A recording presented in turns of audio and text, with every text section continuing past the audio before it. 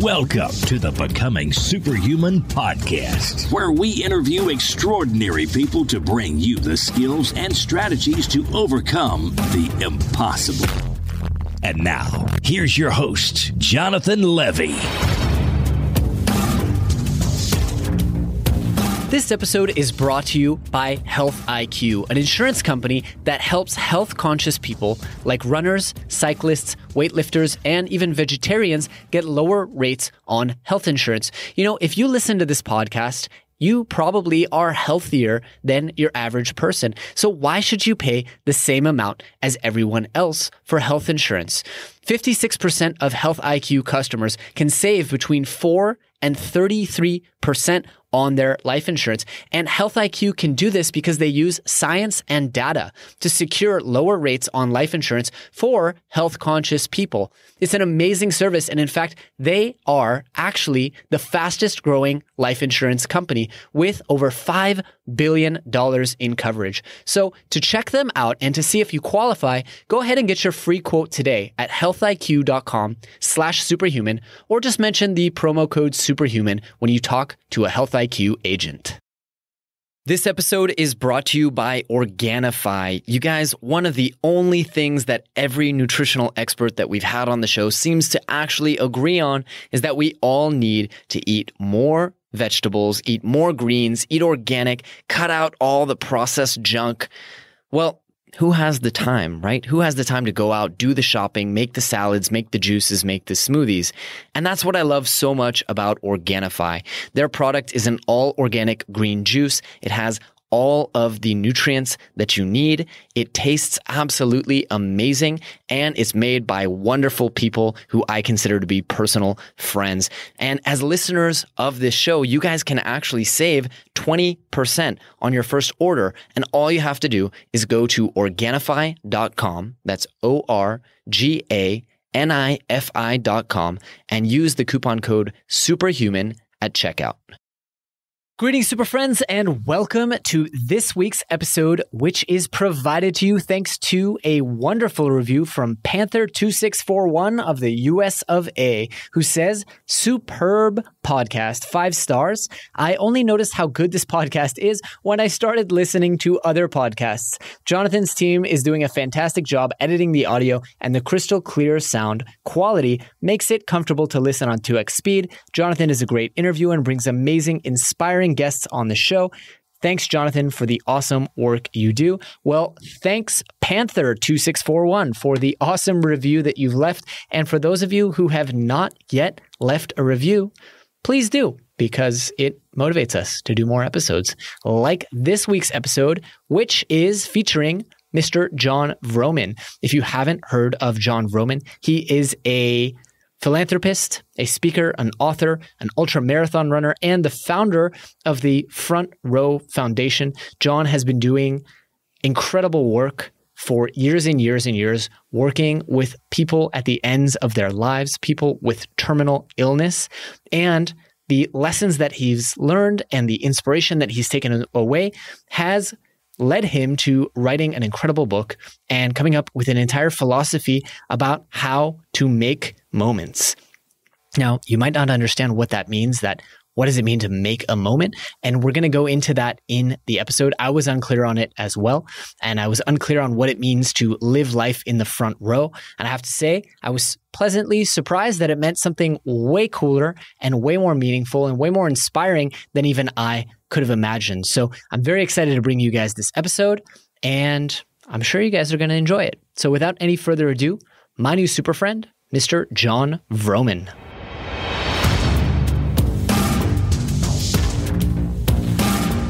Mr. Jon Vroman, welcome to the show, my friend. I'm so glad we're catching you on your favorite day of the week. That's right, man. I'm in a great mood. I'm so glad. So, Jon, I talked about you a little bit in the intro, and we were just starting to get wrapping before we hit record on what it means to moment make. But before that, I want to ask, who are you? What do you do? How did you get there?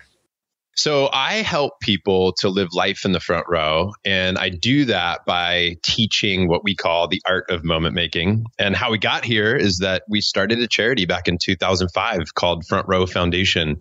And the mission was to help kids and adults who have a life-threatening illness to have a front row experience at the event of their dreams. And what we wanted to do is something that had never been done in the wish granting community, and that is to blend personal growth with wish granting. So after their event, we transition them into what we call our front row family, which teaches them the skills on how to make the most of our moments, no matter how many days we have. So imagine Make-A-Wish meets Tony Robbins. And that's now been, an 11, almost 12-year mission. And we've been doing this year in and year out and learning a lot about life from people who are fighting for it. So, this past year when we put out our book, it was everything you could learn about living life from people who are fighting for it. And that is the art of moment making. We have a finite amount of minutes and moments in our lives. We don't know when it'll all end. And the key is to figure out how to maximize those opportunities, whether we're in favorable circumstances or not.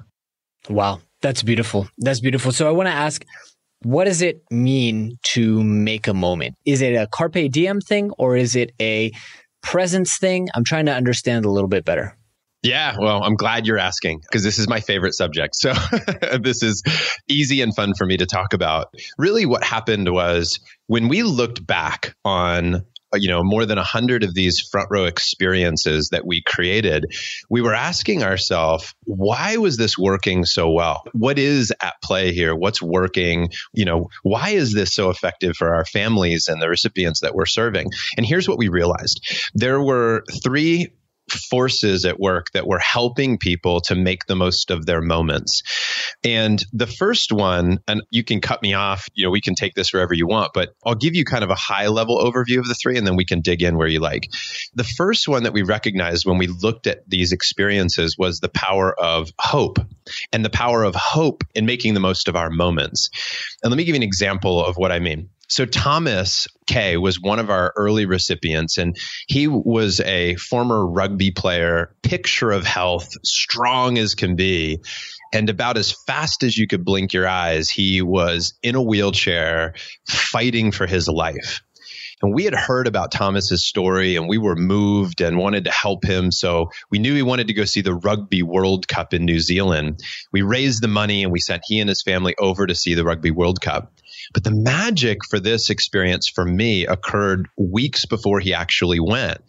And what we learned from his family was that when Thomas would show up to physical therapy, he was extra excited to work at standing because his purpose was standing for the national anthem. He would say, I'm going to stand for that national anthem. And he would work and work and work.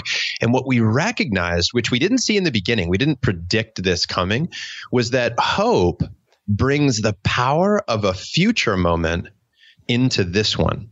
That's what hope does for our lives. It brings the power of a future moment into this one. So it is about the here and the now. It's just utilizing the possibility of what could be to create something now. And see, hope is very different than wishful thinking. See, wishful thinking says, man, I wish things were different. But hope says, I make the difference.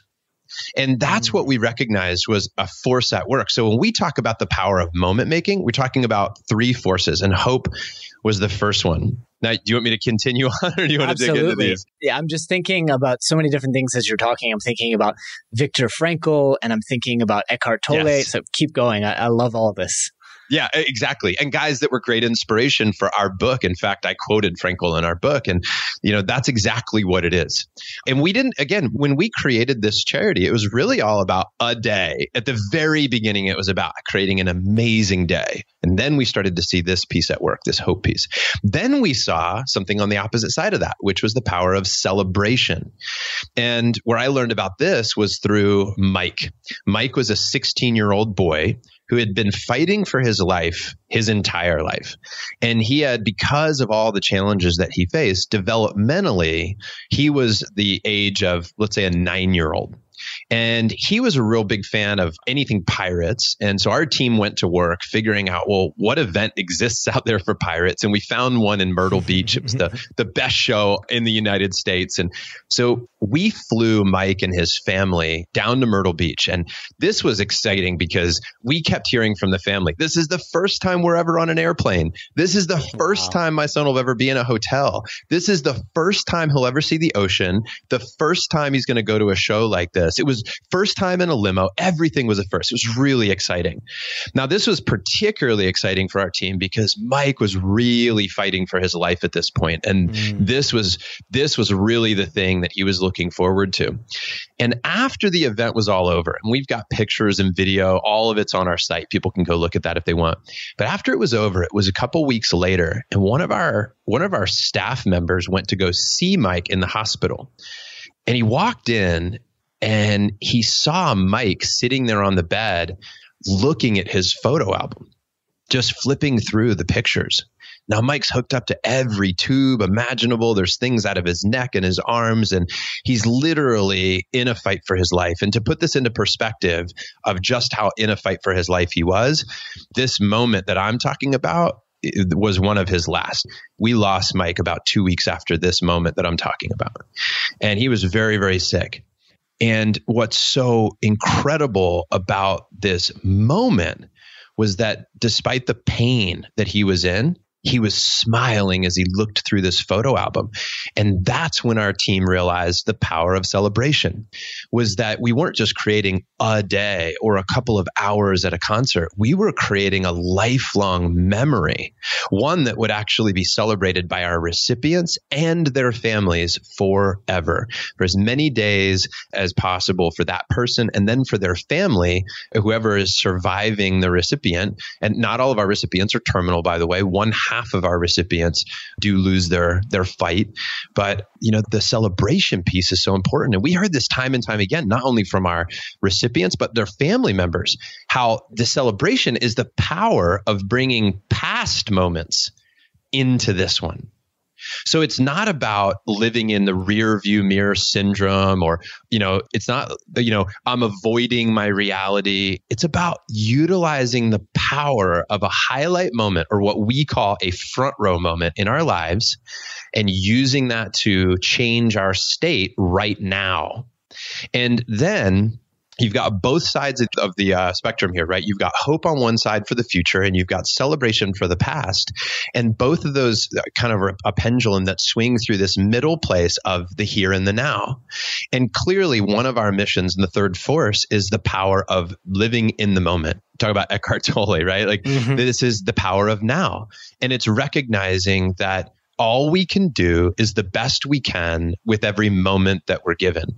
So our lives are a series of maybe years, let's say, that are made up of months. And those months are days. Those days are hours. Hours are minutes. And our minutes are our moments that we get a chance to sort of shape our world.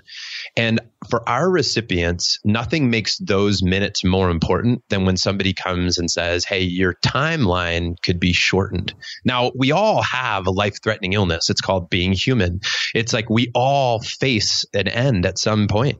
And depending on your beliefs, of course, it's the end of at least this ride, particularly. But that the finite amount of time and minutes and moments, when we recognize that, doesn't have to terrify us to the point to where it paralyzes us. It can actually make us come alive and make us and say, wow, these minutes are so important. I better make the most of the one that I'm given. And that is the power of moment making, the use of hope, the use of celebration, and the use of our present minutes to be able to shape and create our lives for not only ourselves, but for others as well. And the spirit of our charity is one of giving, which, if you can imagine, being in the front row is a philosophy of lifting others up. Even when you're in the front row, you're cheering somebody on. And so many times, and especially in the personal growth space, you hear people talk about get in the game, get on the field, don't be in the sidelines. And I think that's a wonderful metaphor of playing the game. fame, but let's not underestimate the power of being there for somebody, of making somebody else the star. We don't always have to be the star in our lives, right? So being a moment maker isn't just about making it great for you. It's about making it great for somebody else. And the best fans get the best show in life. And so if we can show up for people, if we can help people live out their dreams, if we can help people be, to have a front row experience in life and then to cheer others on that have the stage or that are on the field, that to me is success. And that's it, man. That's how it works. Wow. There's so much to unpack there. And there's yes, there is. My immediate response is, okay, how do we do it? How do we get practical? Because it sounds so wonderful and it's so energizing. And I think everyone's had that experience when they're dialed in that way. But how do we do it? How do we consistently moment make? So the strategies that we give people, we say there's 3 things that help you to keep these forces in play. And the 3 things are your relationships that you have, the mindset that you carry into any situation, and the environment that you are in. Those are 3 things that help us to put these into practice and to make them practical. So as an example, a practical step for your audience is to, first of all, know your 8 most important relationships in life. We call that who's in your front row or whose front row are you in? And knowing those relationships, see the metaphor of like you are the performer for the moment and you have all these tickets you can give away to your show of your life, but you only have so many front and center seats. Right? That there's only so many, and you have to choose who you give a front row ticket to in your life. And you also have to choose who you're going to be front row to. So each and every year, I write down my 8 most important relationships. I put them up on my wall. I'm looking at them right now as I talk to you. And then next to them, I write down their number 1 dream that they're chasing for that year. And then throughout the year, I'm constantly pinging them. I'm checking in on them. And I'm not only creating hope for them about what they're trying to create, I'm celebrating the wins along the way. And then I'm being present for their journey. So I'm using the forces at work to support my friends, right? And the beautiful part of this is with the best fans get the best show. So if we show up for people in life, they're going to show up for us. And I think that's social equity. When you pour into people for years and years and years, when life throws you a curveball, and it will, when life throws you a curveball, you definitely want people in your front row. You want raving fans for you because you'll need them.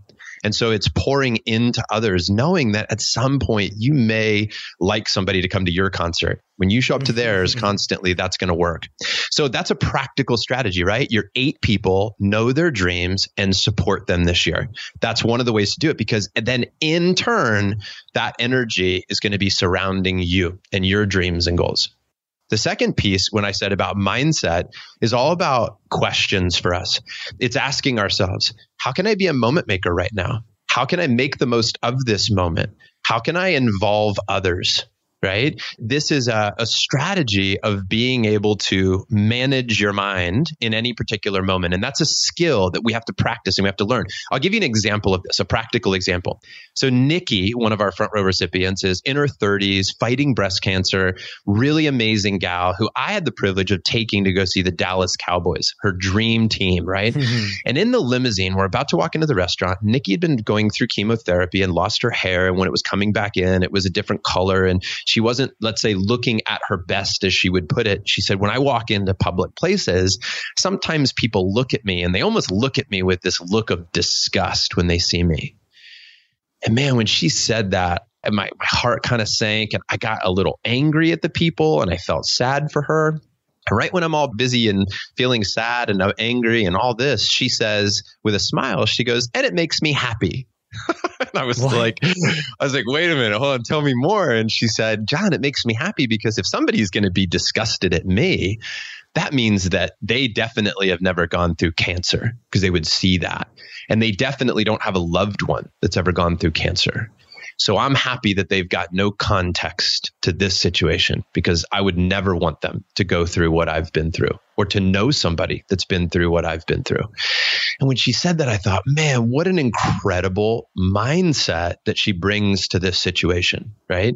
And to me, that's a huge part of having an empowering mindset, is being able to ask the right question. How else can I see this? What else could this mean? How can I see the good in this situation and the people? And that's much easier said than done. Somebody out there listening, Jon, that's so much easier said than done. And I would say you're totally right.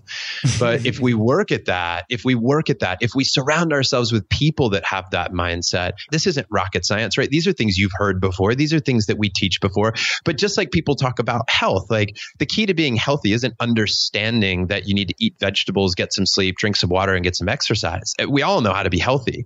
It's the key is practicing it. The key is doing it. The key is putting things into place. And that's where environment ties in, which is the third piece of this, which is you've got to create an environment that empowers you.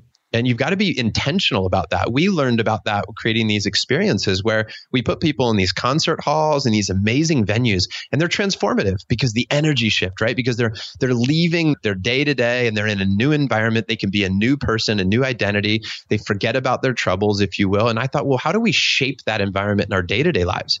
I started looking at this in my own personal life. My wife and I lived just outside of Philadelphia for many years, over a decade, until we sat down and said, what do we value? Right? What are our values, our Vroman family values? And we listed out a bunch, and then we tried to rank them. And it was really hard to do this, but we eventually came up with climate, culture, and community. We value good weathers because we like to play a certain way outdoors year round. We value community, the people that we're surrounded by, and the culture, which is the vibe of that community. And we're like, we value those things tremendously because we feel they shape our family and allow us to behave in certain ways. So we started looking at all these cities that had those vibes in the US. We started looking at this city and that city. We go and we'd live there. We'd meet the people. We'd eat at the restaurants. We'd spend 3 or 4 weeks in each city. And then eventually we settled on Austin, Texas, that this was going to be our home. And we moved here a year ago and we've never been happier. Literally, my son's school is perfect for him. We hand selected this school. It's a private school. It's all about creating a teaching mindset and how to problem solve. It's not memorize and repeat, which I don't subscribe to that model. And then our neighbors, our culture, our community, it's amazing. So how do we shape our environments? Now somebody's listening might go, well, I can't move, Jon. I'm not in that position. Like for whatever reason, I can't move. I go, well, how do we shape our environment of our home? What are you hanging on your walls? Like if I walk into a room and something doesn't energize me, it's gone. I don't hang things up on the wall to fill space. I want to hang things up that are meaningful. I don't want the mass produced picture that I can buy at a discount at the store that literally like looks like it's supposed to look like out of a magazine. I want to hang up a picture of my family. I want to hang up a board that we can write our dreams and goals and what we're grateful for. I don't care if it looks like something out of a Pottery Barn magazine. I want meaning, right? I want meaning in my life. So everything around me, it's like, if that doesn't bring me joy, it's gone. I don't care if we paid money for it. I don't care if I'm supposed to have it. I don't care if I want it gone. I want something meaningful in my life. And that's what we see people do. Like my buddy Hal, who I think you know Hal, he had cancer this year, and I walked into his hospital room and he's got his wife decorated his room with all pictures and lights and brought it to life, right? Brought his room to life. How do we do that? Writing notes on our mirrors. In my book, my wife wrote a note to me one morning on our chalkboard wall in our kitchen. She wrote a note to me. What questions do we write on our children's mirrors in their bathrooms so that they can see those questions?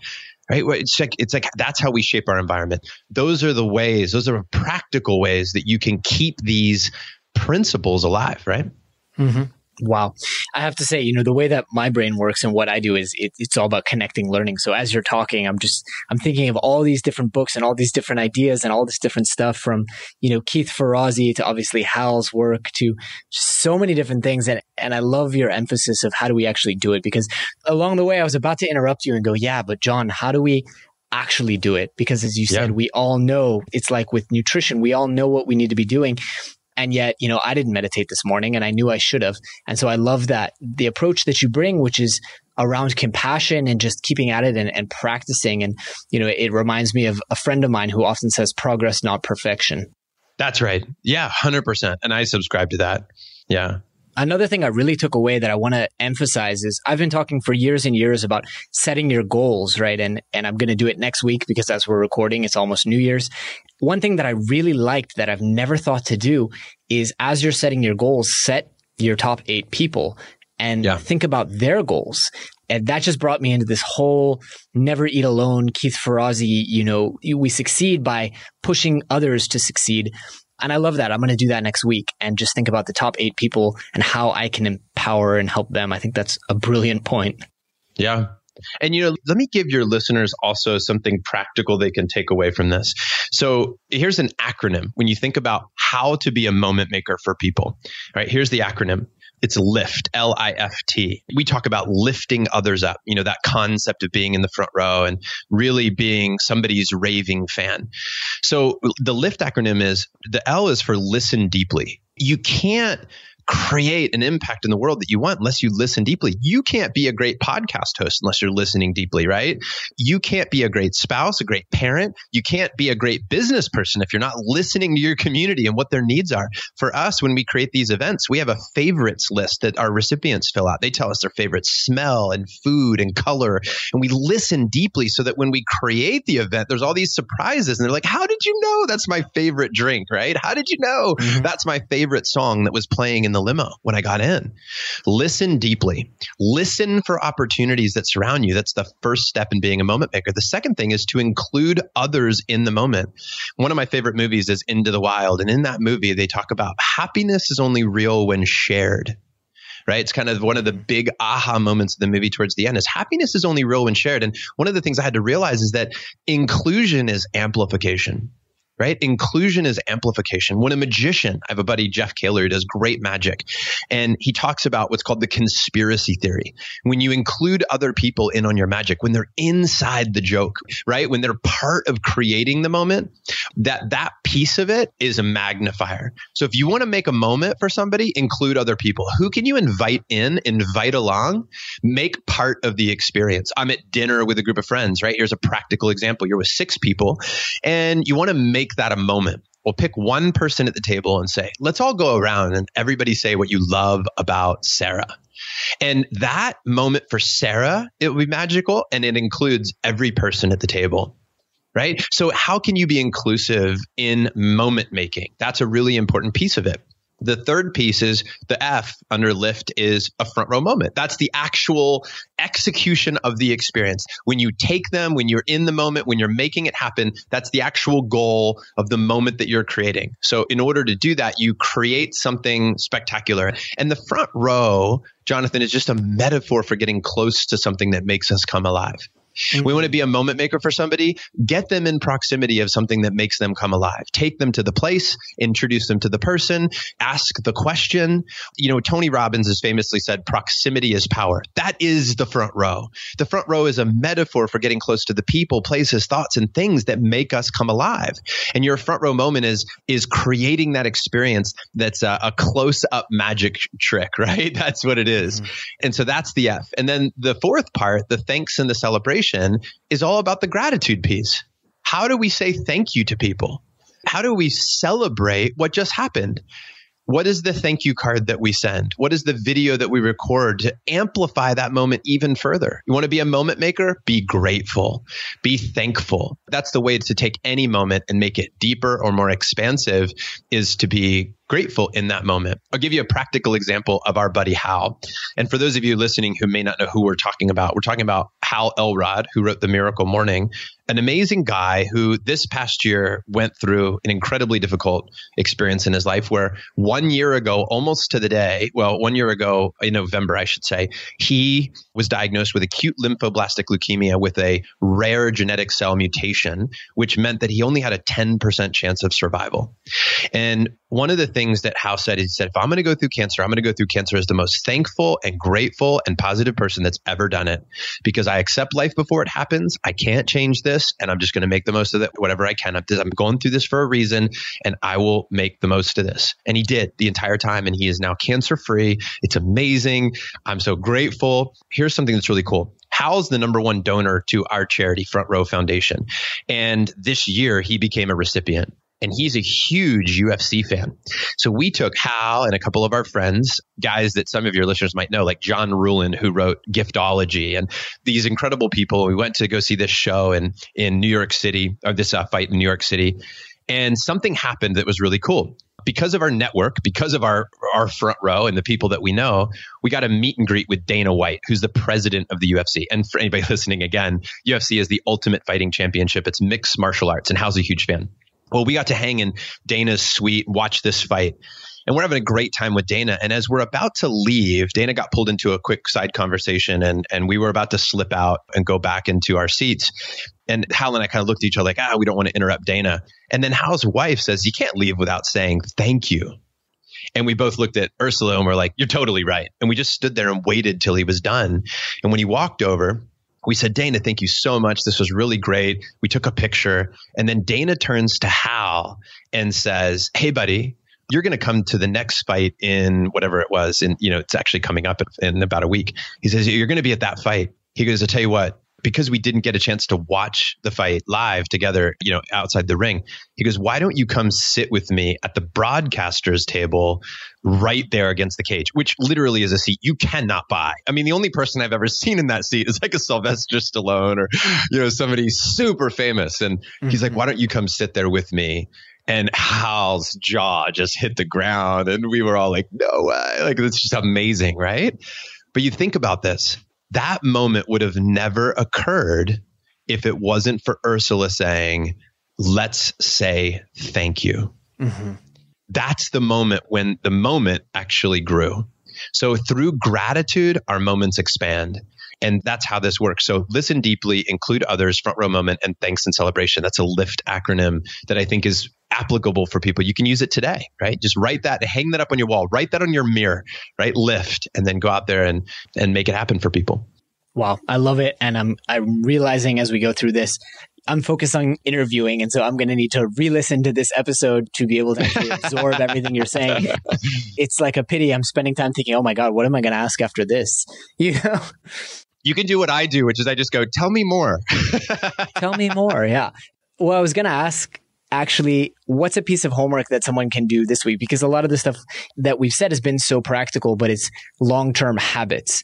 And so I wonder if there's any exercises that people can do this week that are kind of a quick win, and it doesn't necessarily have to be, around relationships or anything like that. It can be a health, fitness type thing.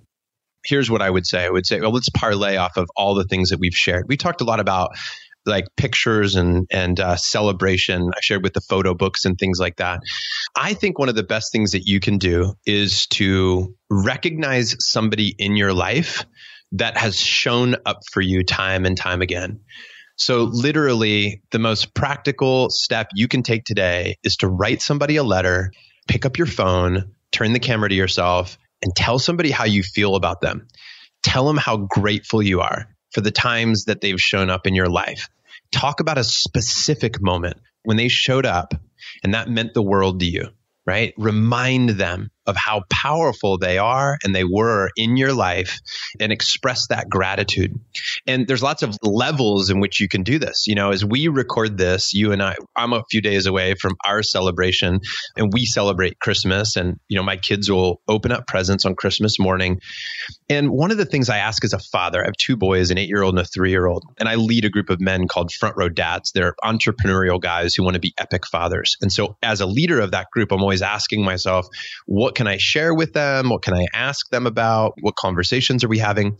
And the conversation right now is around traditions and holidays and how do we be moment makers for our kids and our families around the holidays? So when you hear this, it might be after the holidays that you're listening to this episode, but realize that there's lots of holidays throughout the year. And so take this principle and you can apply it. And you can make any day a holiday, by the way. It could be today, it could be I love my best friend holiday, right? But the concept is this. I wanted to take all the best photographs from this past year and I wanted to create a slideshow for my kids. And I want to play that for them after we open our presents and celebrate our great year together. And I thought, what a cool gift, because it's the type of gift that keeps giving to them over the years, right? It appreciates in value. And one of the things that we've recognized about our front row experiences that we create are these videos and these pictures that we create for people they appreciate in value over the years.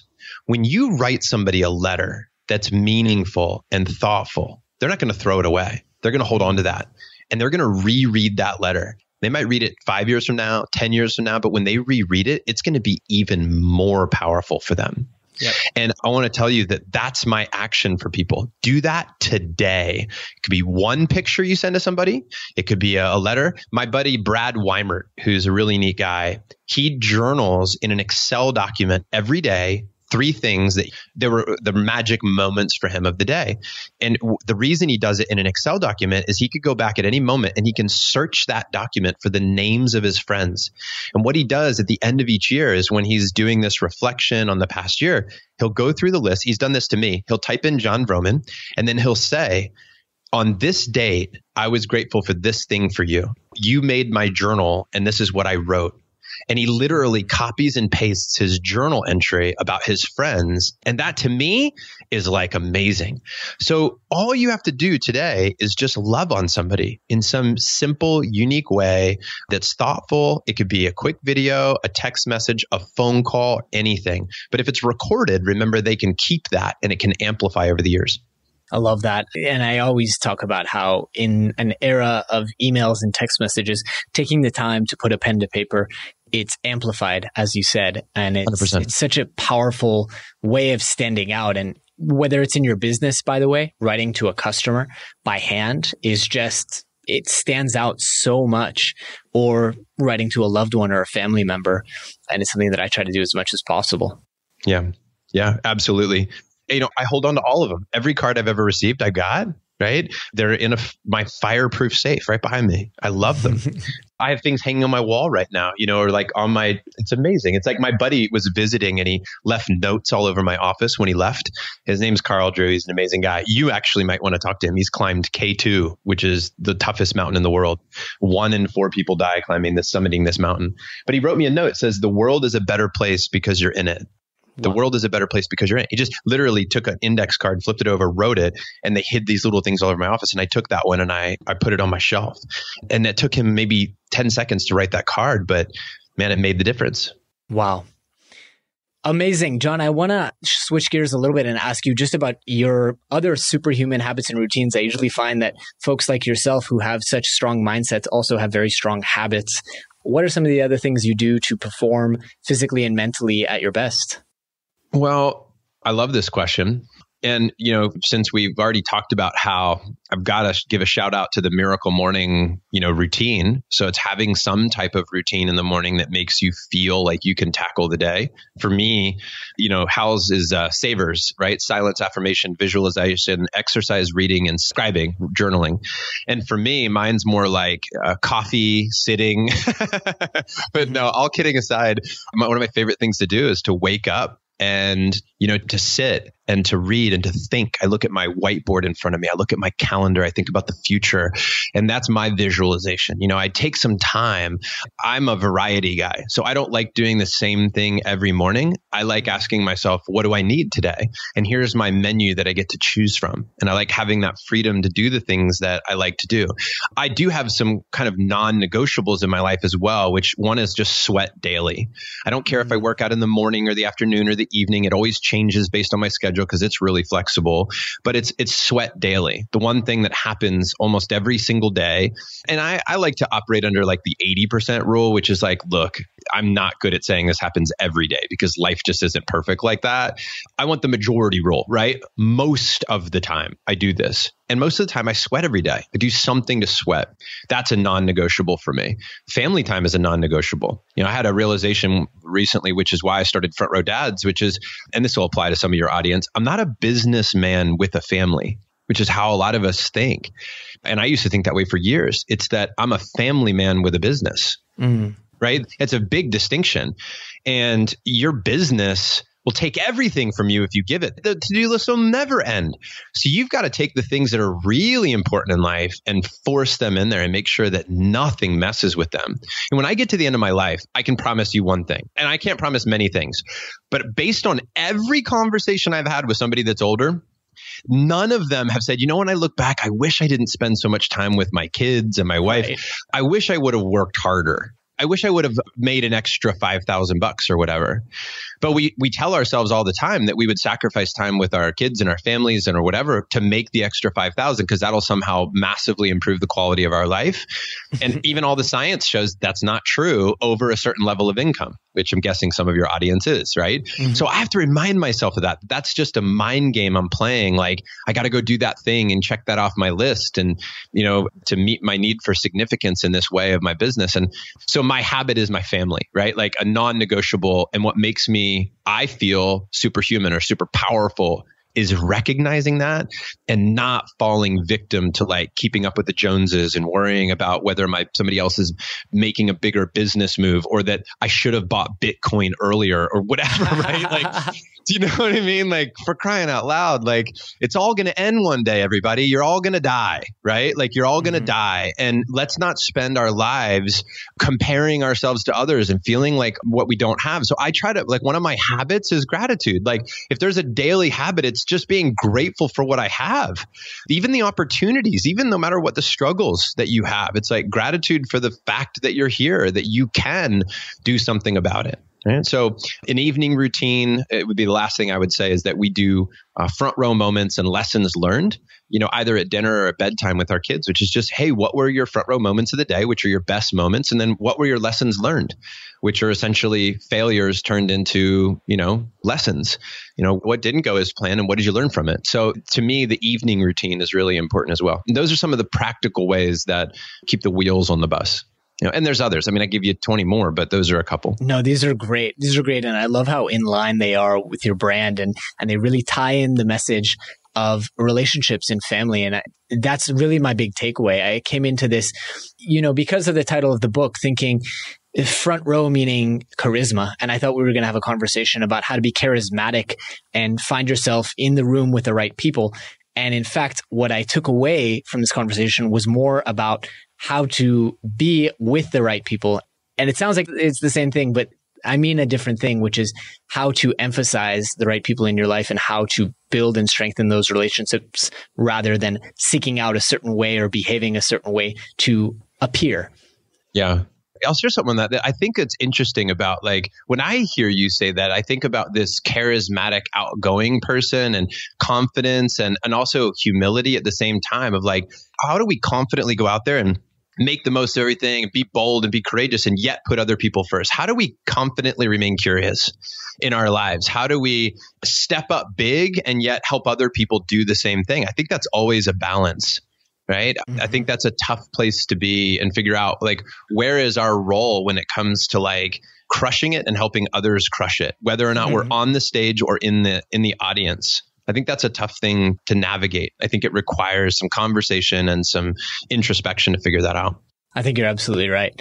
Jon, I want to be respectful of your time, but I also want to make sure we haven't really talked about, besides the book, and obviously the nonprofit, the stuff that you're actually doing and how people can get engaged and learn more and maybe hear you speak. Yeah. Well, everything that we do, I put at frontrowfactor.com. That's the main hub for all the front row, we call them companies or, there's no technical term. We have Front Row Foundation, which is the charity, and that's separate from Front Row Global, which is my business, but it's all under the Front Row brand. Accounting separate, teams are separate, all those things. The charity is a registered nonprofit with the U.S. government. And then we have Front Row Global, which I make money as I do keynote speeches around the world, and we sell the book, and we run these dads retreats and all these things. And if any of that sounds interesting to the listeners, would check out frontrowfactor.com. Get a couple free chapters of the book. It's on sale right now for the holidays. If you wanted to check that out, people can join the conversation and they can just jump in. We have a podcast that goes out every week that we talk to people who are living life in the front row. And we want to figure out how they use hope and celebration and the power of being in the moment in order to, be moment makers for themselves and others. So all the stuff is at frontrowfactor.com. Brilliant. Brilliant. Jon, so last question I want to ask is the one that we always ask, which is, if people take away one big message, what do you hope for that message to be? I hope they show up for people in life. I hope they show up for themselves, which is actually, my buddy Hal and I joke around about the miracle morning is about showing up for you, showing up for yourself, right? And the front row philosophy is about showing up for others. And both are critical. In the morning, you show up for you and charge and fill your bucket and, water the plant, whatever analogy you want to use there. But the concept of being in the front row is to show up for others. A lot of meaning that we'll generate in life is the gifts that we give to others and what we contribute. I want my message in life to be about contribution. I want it to be about what are you sharing with other people? And for sure, you need to take care of yourself to be able to do that. But sometimes we use the whole, I'm going to really take care of me as an excuse to not take care of others, as an excuse to be selfish. We're like, well, I got to make sure I'm really taken care of. And they're like, I think you're well taken care of. I think you might be time to turn your attention to other people for a moment, And if we all took care of somebody, if we all did something nice for somebody, if we all lifted somebody up, I think that's how we're going to make it. And I'm not confident. I'm not going to end on a dark note, but it's like, I'm not confident we're going to make it as a society. I don't think planet Earth, I don't think the human race is going to make it unless we behave differently. I think the front row philosophy is absolutely critical to the survival of our planet because it's a philosophy that says, I'm going to love on people, show up for people, help other people reach their dreams and goals. And when we operate from that space, and we know it at the micro level of like our families and our teams, when we create that goodwill and that gift giving philosophy, then life transforms for everybody involved. Brilliant. Brilliant. Jon, I want to thank you so much for sharing your wisdom and your energy and your enthusiasm and compassion with us today. I really, really enjoyed it. And I know our audience did as well. Thanks, man. This is great to be here with you. I loved your questions. I love your energy. And thank you for making the world a better place because there's no doubt that you're creating a global society that my kids are going to grow up in. So thanks for making an impact on my family. Back at you, brother. Let's talk again soon. Cool. All right, that is all that we have for you guys today. I want to give a very special thank you to this episode's sponsor, Health IQ, the health insurance company that helps health-conscious people save on their life insurance using science and data to assess the fact that health-conscious people have lower risk and therefore should get lower rates. Remember, guys, to see if you qualify, go ahead and get your free quote today at healthiq.com/superhuman or mention the promo code superhuman when you talk to a Health IQ agent. I also want to remind you guys that if you are inspired by this episode, if you've been inspired by the idea of learning faster and remembering more and accelerating your capacity to learn, then I strongly encourage you guys to join me for a completely free 1-hour training seminar where we will go into speed reading and memory techniques that will allow you to do all of the above. To check that out, simply visit jle.vi/webinar. Thanks for tuning in. We'll see you next week. Thanks for tuning in to the Becoming Superhuman podcast. For more great skills and strategies, or for links to any of the resources mentioned in this episode, visit www.becomingasuperhuman.com/podcast. We'll see you next time.